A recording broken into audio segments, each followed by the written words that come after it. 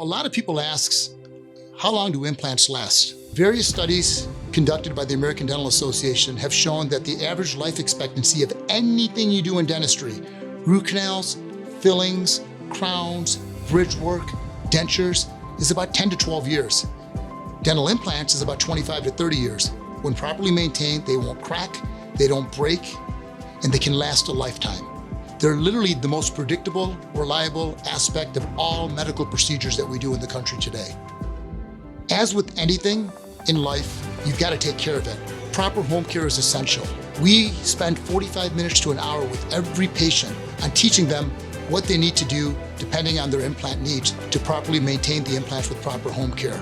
And on top of that, we're going to recommend 2 to 4 cleanings a year in our office with 1 x-ray to ensure the implants are healing and stable in their mouth. If you do that, we stand behind our work, no questions asked.